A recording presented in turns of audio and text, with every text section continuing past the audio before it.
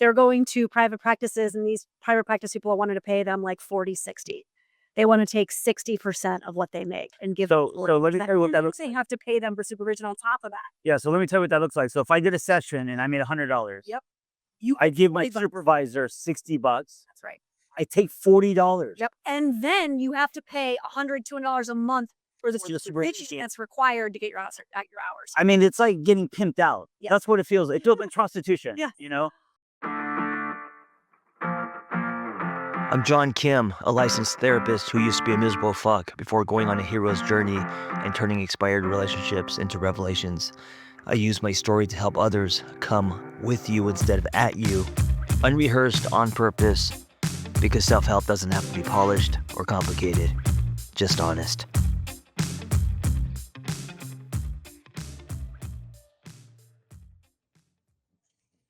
On today's On the Go podcast episode, is it on the go? What is it?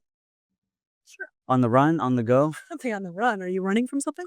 I've been running from something for 20 years, the last 20 years. We're going to talk about the journey of a therapist, meaning from when you get excited to become a therapist to the, grad school, what it takes. Vanessa and I had very different experiences. And this is also the reason why Vanessa recently launched her own academy to help other people without going through the red tape and the Burnout. I came out the other side. I felt kind of like it was a lot of false advertising, and I went rogue because I saw a lot of, I don't know, holes in the system. So let me start with asking you this, Vanessa. What made you become a therapist?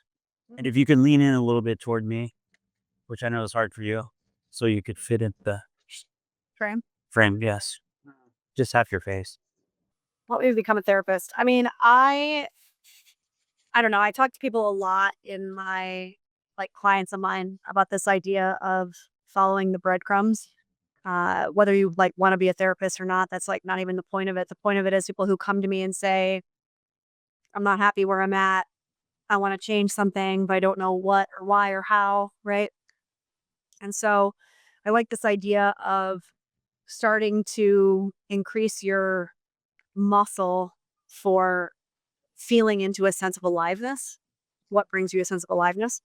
And then following those breadcrumbs. So you don't need to know what the end result's going to be. You just need to know what the next thing is that brings you a feeling of aliveness, and then lean into that.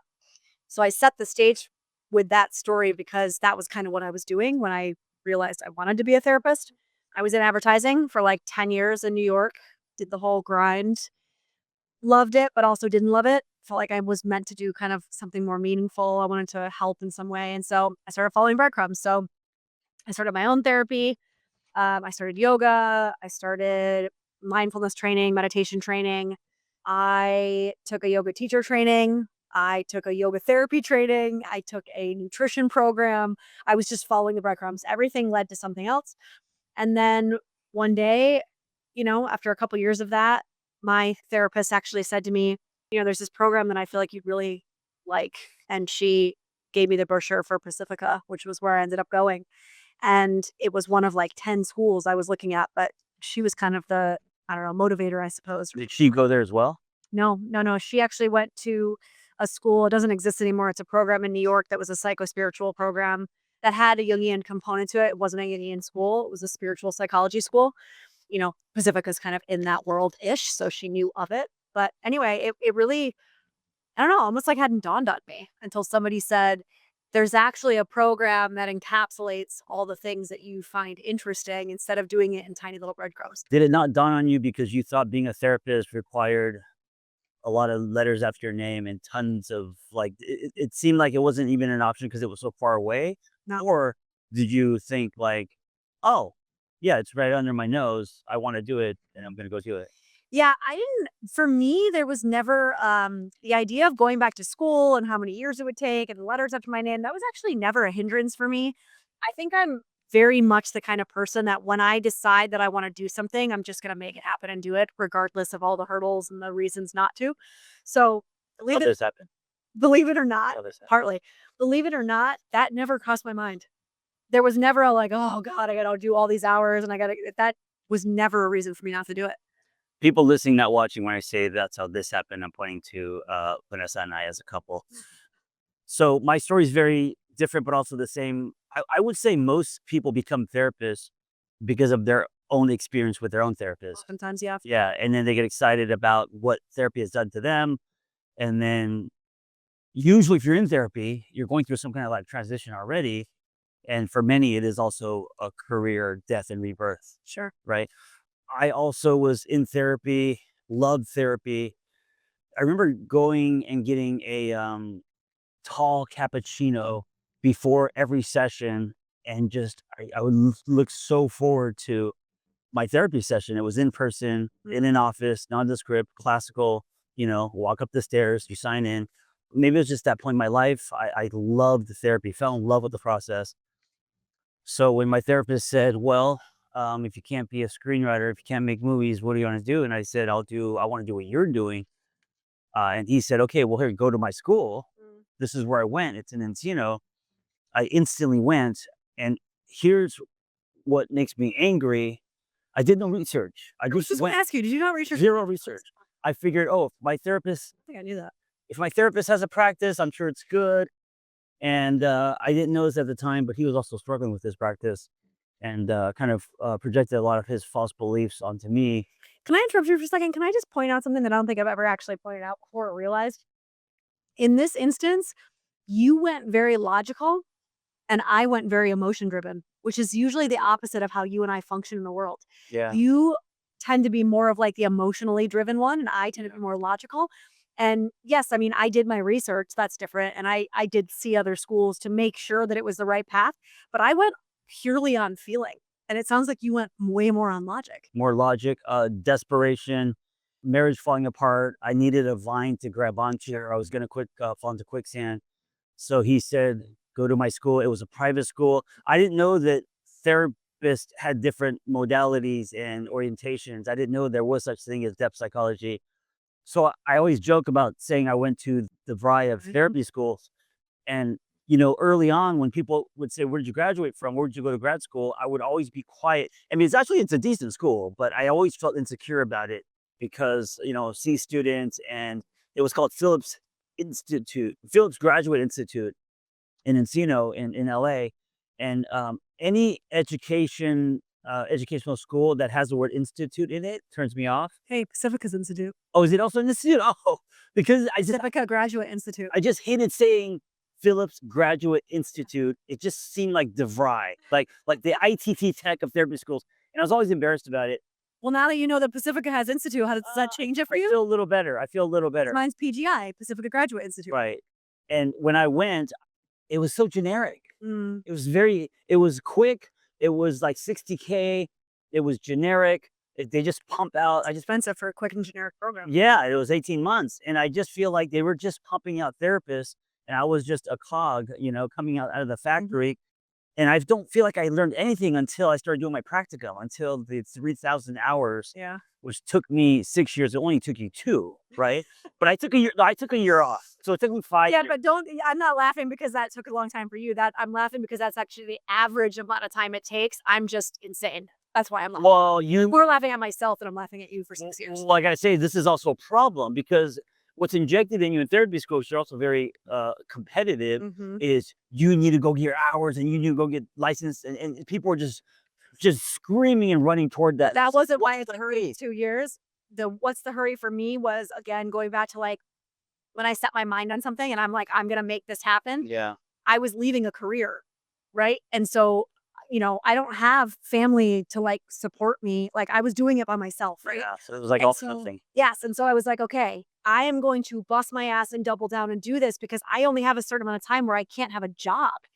Right? And so I was like, "If I get it done by this date, then I'll be able to make money." Like, for me, it was also survival. Like, I had to get that shit done, you know? Mhm. By the way, I just saw a perfect size Dog. black. Yeah, black. It was I don't know, Rottweiler? Rot. Rottweiler. I say Rottweiler. I've been saying that my entire life. People correct me, I still say it wrong. But that coloring and those perfect size, Mhm. lots of stray dogs here in Costa Rica, and we're gonna eventually get a dog. And it was just walking on the corner, and I was like, should we let it jump in the car? Anyway, the therapy school was in Encino. Mhm. Had it been in Northridge or the Valley, I wouldn't have gone because I went to Cal State Northridge, and I thought Encino, oh, it's a little bit upper crust. There's rich people there, so this place must be good. I went, graduated. I meet Vanessa many years later, and all her colleagues. They did a program in depth psychology. Depth psychology is union, it's spiritual, it's this deeper grab at the inner journey, and I didn't even know it existed. And so I was like, oh, you had choices. I just thought that therapy school was therapy school. I felt very ripped off, but I also know that that wasn't my path. And of course, I could learn about it, later. Because I'm kind of the street level guy, maybe I wasn't meant to study that. At least not that point in your life, man. At that point in my life. I mean, it is kind of inside what I do, but I don't even notice that I'm talking about that. But yeah, I get jealous because Vanessa had like the most amazing experience with grad school, her cohort, what she studied, the beautiful campus by Santa Barbara on the beach. And I just feel like going to DeVry of therapy schools. So two very different experiences. So I have to say, one, you can still go back. I'm just saying. I'm not a school guy. I know you're not. Never. I know you're not a school guy, but for some reason, I get this feeling of like, it'd be amazing if you got to like have some of that experience at your age. I don't. Beautiful, actually. I don't know if you can. Can you? Sure you can. There's something about you and your cohort and your friends at the point in your life when you guys have all met, right? It's like a magical summer where I don't know if it can be recreated. It can be. Well, you would have to go for the PhD level, not the master's level, because you already have your master's. But I mean, you could go for another master's. But I only say that to say, like, it would be kind of beautiful to all of a sudden give you that experience in a room of colleagues and people that are challenging you. And sure, but I got to say, you now, as a therapist, if you went to go get your PhD, you would have, I'm sure, a great experience. It would be very different. It would be different, of course. It's totally different because where you were at in your life and all your friends going through your. I wasn't wide-eyed. I'm not going to be like wide-eyed, like salt, I didn't win all that. Right. Yeah, of course. And also, you guys were sponges, and also you guys had the connection to each other. I mean, so much was happening at that moment in each of your lives that you're not only studying this, you were also going through your own awakening and connecting to others. So, like, all the cylinders were hitting, and that's why that experience was so magical. That being said, Vanessa and I agree that I win at grad school. no, that the system's broken. You win at grad school? You said I was competitive. How do you compete? What do you mean you win? I got straight A's, even though I went to a generic grad school. I still got straight A's. It's an expensive ass generic grad school. I'm just saying, 60 grand for. I feel like you should actually stop saying that because I actually feel like it's generic, sure, but so are most of the programs. Yeah, maybe it's an amazing that teach school. you I don't even know. this, but I think the school itself, at least for what it's charging, is probably a good school. But I think that actually what you're speaking to is more of the issue with the therapeutic training programs, period, not just your school. I also judge it because it was in like it was in the valley in a building. Strip mall? Not a strip mall, but it was just like a 2-story building. There was no poetry to it. Your school is set like on the top of a mountain. I mean, it used to be a Jesuit college, right? Was given to the right. Given, so, I'm saying given with air quotes to the Jesuits by the Native Americans because it was their spiritual land. I say given. Yeah, mine were like generic conference rooms, so that I think I judge it because of that. Listen, I don't know. Maybe it is a great school. I don't know, but my point is, after graduating, I realized there's a lot of problems with the system. Yeah. Right. One of the problems that I realized was the amount of red tape you have to go through to get your hours, to get signed off. Also, the board is understaffed. Yeah. And so you have all these people who are really passionate about helping other people now going into. That's just in our state. I mean, I guys know every state. Yeah. Going into this kind of system with a lot of guardrails and red tape, and you don't get to really like explore and be creative and learn how to be a therapist. You don't really find your voice. You kind of become this cardboard cutout. So by the time you're done, you start questioning, why did I do this in the first place? Do I even like doing this? I feel like the whole thing can be a trap. I feel like I chewed my way out of the Amphar because I went rogue, because I said, fuck it, I'm going to use the webcam. I'm going to meet people at coffee shops. I'm going to do things that therapists aren't supposed to do. And I'm just going to call myself a coach. And I did this early on, and that's what saved me. I didn't have an office. I'm not an office guy. I didn't wear slacks. Yep. And so the casual over clinical is what kept me in my practice. Yep. So let me ask you, what were some of the things in your, because people listening or watching, If they care about this, then they're going to well, want to know the. there's so many people who are curious about the process, and they may want it for themselves, or they just want to know what it's like for a therapist to go through this journey. What were some of the holes for you once you went through the process, and looking back, you're like, oh, that's a problem, and that doesn't make sense. And I mean, I think for me, because the way that interns are kind of, I mean, look, underpaid, overworked, or not. yeah. I think the biggest issue I have, again, we're talking about somebody who is doing this on their own, right? I didn't have the financial support that some people did, or Well, let's tell people what you have to do as far as hours. right. So in California, at least, right, it's 3,000 hours to Yeah. become to test for your license. And that's face to face, but that's also case notes, Kate's notes, group, your own therapy. your own. Well, that's not even a thing anymore. Pacifica is the only school in the state of California that still requires your own therapy hours. Oh, I had to do my own therapy hours. Yeah, nobody requires it. And they doubled it Except for you or Pacifica. something. Yeah, okay. You know that? It's kind of crazy. Makes me really Yeah, angry. which you definitely You need. need. Yeah, that's It's not a non-negotiable. Right. So anyway, yeah, there's all these different buckets, right? And you've got 3,000 hours. And to your point, most people, it takes 5-6 years. That's the average, 5 years. yes, because they're not generic hours. They're like kid hours, Couples hours. Yeah. So So and here's the thing, like most people, okay, at least with my program, jeez. well, just walking out in the middle of the road. The thing is that at least in my program, it's an older demographic, right? So for those of us who went to Pacifica, I think because it's a more soul-based program, most of us had already had a career. We're like midlife. I was like 31. There was only one person in my cohort that was like a straight from undergrad to grad, and she didn't even finish the program, right? So I say that to say that, Yeah, there's rarely people in their 20s. right. And so you're not like living the life of student loans. It's like you've got mortgages, you've got kids, you're already married, like you Yeah. got jobs and bills, whatever. So For most therapists, it's their second career. job or second Yeah. career. That's right. That's Yeah. right. And so that adds a layer of stress when all of a sudden I've been through the intern process already. I went through the intern to the production assistant. Yeah. I was making $0, Yeah. right? But I was doing it to like meet people and give myself a name. And then I had to again flash forward 10 years. I'm in the same situation again. And I feel like I'm running to get coffee for $0 again. And I was like, I am too old for this shit. Like I've got bills to pay, And I'm lucky that I did it. I was single and I was childless, so I didn't have that. But a lot of my friends weren't Yeah. like that. So it's really taxing because you're expected to essentially go into this really messed up system of like work for free. When you're in school, you can't get paid. It's the practicum level, right? And then when you graduate, I'm still hearing of this, right? I obviously I coach and mentor people. So they're going to private practices, and these private practice people wanted to pay them like 40, 60. They want to take 60% of what they make and give So them let me tell you what that looks They like. have to pay them for supervision on top of that. Yeah, so let me tell you what that looks like. So if I did a session and I made $100, Yep. You I give my $40. supervisor $60. That's right. I take $40. Yep. And then you have to pay $100, $200 a month for the For the supervision supervision. that's required to get your hours. I mean, it's like getting pimped out. Yeah. That's what it feels like. It feels like prostitution. Yeah. And so as an intern, that's what you're supposed to do. And so it's almost For impossible. 3,000 hours. Yeah, it's almost impossible to like live Yep. and get these hours. And so that's where the burnout happens. By the way, we're both getting so passionate, worked up about it. Like you can tell in our energy that it pisses us off because I would feel our energy like Well, it's just such a high wall messed up. for people who really want to help other people. That's right. And so then what happens is you're frustrated, you're broke, you're trying to get your hours. A lot of people end up quitting. Yep. And then after you get your hours, then you have to take this big exam. Right. And so just to study for that exam is a whole nother thing. A lot of people don't pass the exam.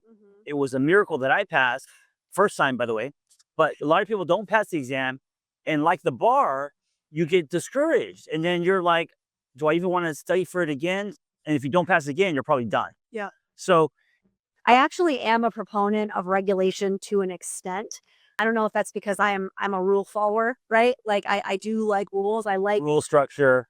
structure. I do like Oops. accountability, because also right now, being in the wellness world that we're in, Coaches. everybody's out there. Yeah, everyone's an a expert in right. something, everyone's a coach in something. And that other side of the pendulum, I also don't Also like, is a problem, right? because now you have people just helping people just because of Trauma public following. coach, like, says who you're a trauma coach. Right. So you'll bring someone in and they're going to be dysregulated and they're going to be working on active sexual trauma Well, because you took a weekend program. Right. And now they think that you're qualified to help them with their trauma. Yeah. That I have an issue with. Yeah, I'm a coach now because I walked on fire over the weekend. Or I did ayahuasca, and so now I'm able to help people. And I'm not knocking those kind of experiences, but what I'm saying is it can be dangerous, imposter syndrome, but it's like they're so worried about hurting people. They're actually overqualified to be space holders.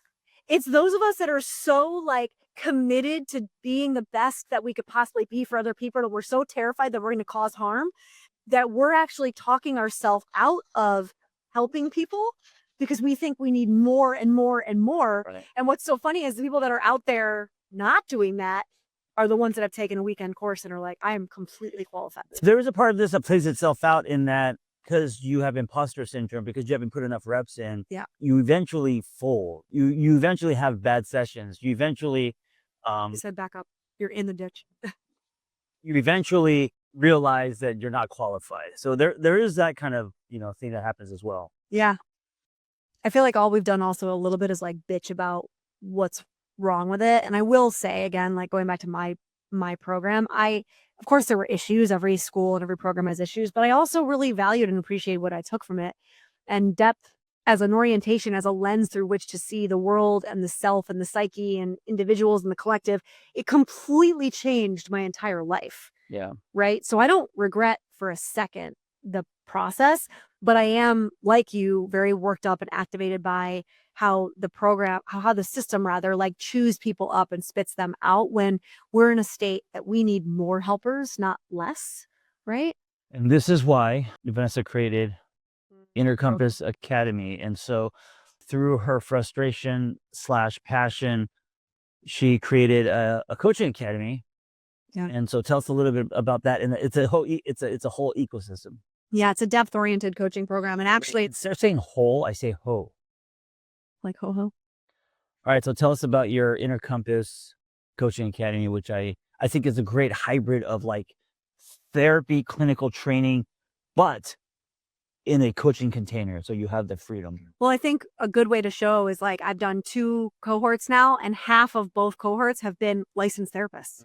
Right. Right. So that just shows you that depth as an orientation, Jungian work as an orientation, is not accessible. And people are realizing that this is actually what we need. We need to be space holders that are working with people from a more soul-oriented approach, a more spiritually oriented approach, right? It's not just about changing thought patterns. That's not gonna help us evolve as a species. Is saying, how do you make yourself more functional? Well, in capitalism. I mean, I think there's a place for that too. There is, and I talked about that. CBT. There's ego work and there's soul work. Ego is very important. We need ego to be able to function in society, right? So learning the thought stopping techniques is great when that's the level that you're at and you need to be able to get out of bed and function. Sure. But a lot of us as space holders, that's it. That's where it ends, right? So we learn the Band-Aid on the bullet hole techniques. We don't ever actually learn how to heal the wound of the bullet hole. And so I took depth orientation and I said, I want to bring this to people for, 10 weeks. It's a very top level. And I want to give people a taste of what depth would look like, whether it's as a coach, as a therapist, as a layperson. I mean, I've had lawyers and executives take it because they run teams and they want to be able to hold space as a more, soul kind of oriented person as a boss. And then we're working in a level 2 now. So that's, I think, my mission right now. I'm really passionate about it. She also, once you graduate, there's an ecosystem for supervision and also to connect you with possible clients. It's a whole In groups, community.